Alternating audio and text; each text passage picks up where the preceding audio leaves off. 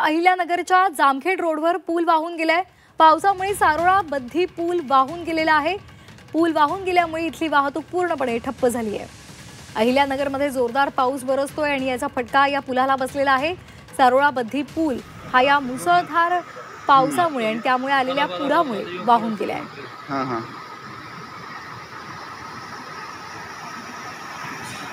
तर अहिल्यानगरमधली ही दृश्य आहेत। इथेही जोरदार पाऊस होतोय, ढगफुटी सदृश पाऊस झालेला आहे आणि त्यामुळे नदी नाले तुडुंब भरून वाहू लागलेले आहेत आणि मोठ्या प्रमाणात पूरस्थिती निर्माण झालेली आहे।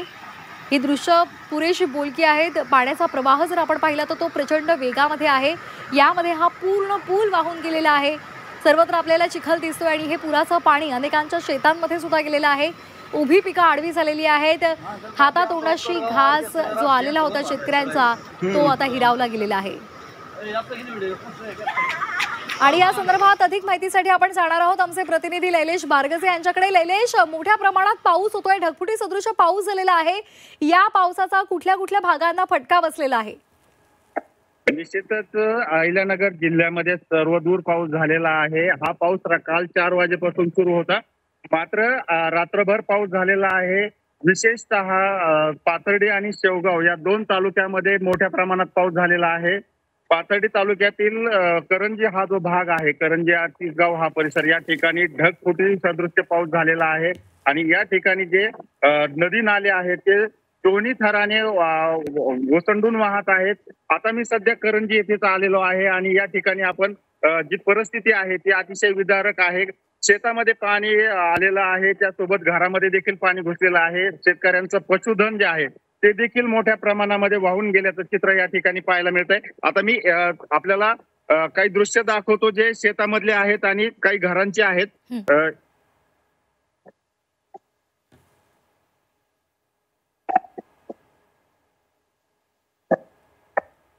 जे आहे ते शेत आहे, ज्या ठिकाणी पूर्णतः पाणी भरलेलं आपण पाहतोय।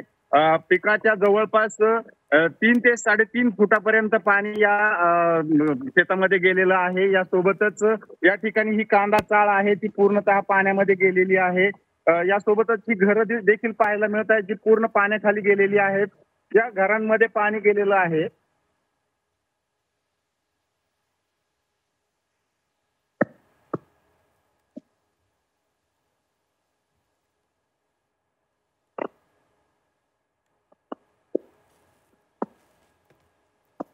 तर पाथर्डीमधली ही स्थिती लैलेश आमचे प्रतिनिधी आपल्यापर्यंत पोहोचवतायत आणि आपल्याला अधिकची माहिती देत आहेत। कशा पद्धतीनं नागरिकांना सुरक्षित स्थळी हलवलं जाते तीही दृश्य आपण पाहतोय। पाथर्डीमध्ये ढगफुटी सदृश पाऊस झालेला आहे आणि याचा फटका शेतकऱ्यांसह नागरिकांना बसलेला आहे। शेती पिकाचं अतोनात नुकसान झालेलं आहे, त्याचबरोबर पशुधनालाही याचा फटका बसलेला आहे। अनेक जनावरं सुद्धा या पुराच्या पाण्यात वाहून गेल्याची माहिती मिळते।